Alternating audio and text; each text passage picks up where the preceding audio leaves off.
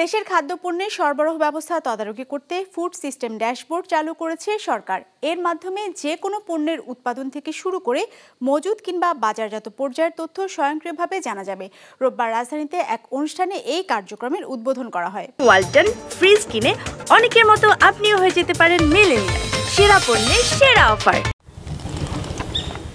কৃষি উৎপাদনে বড় সাফল্য এসেছে বাংলাদেশে, একই সাথে অর্জন করেছে খাদ্যে স্বয়ংসম্পূর্ণতাও। তবে সমস্যা হচ্ছে অতিবৃষ্টি, অনাবৃষ্টি আর বন্যার মতো প্রাকৃতিক দুর্যোগের কারণে প্রায়শই নষ্ট হয় ফসল। সংরক্ষণের অভাবেও বাজারে মেলে না ফসলের পুরোটা। ফলে উৎপাদন আর বাজারে সরবরাহের মধ্যে তথ্যগত ঘাটতি দেখা দেয়, যা দূর করে পুরো খাদ্য ব্যবস্থার তথ্য সংরক্ষণে চালু হলো Bangladesh food system dashboard.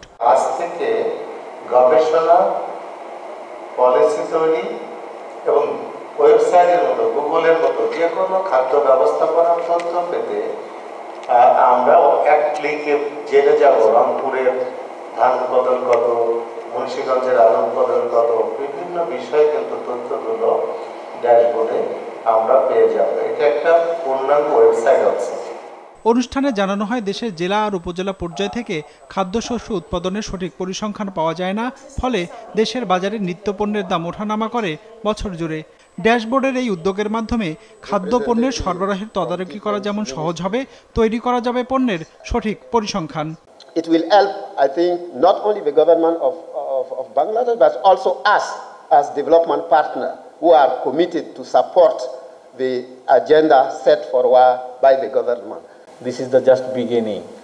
We need to work more, and we have to incorporate validated more data, and we have to align it with SDG and 5-year plan, and especially with the dashboard of other countries, which will be helpful to ensure food security of our country as well as the global scenario. এই কার্যক্রমকে কার্যকর করতে খাদ্য মন্ত্রণালয়ের পাশাপাশি দেশের অন্য মন্ত্রণালয়কেও এর আওতায় যুক্ত করার পরামর্শ দেওয়া হয় অনুষ্ঠানে। যত ইন্ডিকেটর আছে সবগুলো। রঞ্জিবুল মিজান, বিজনেস রিপোর্ট, মাছরাঙ্গা টেলিভিশন।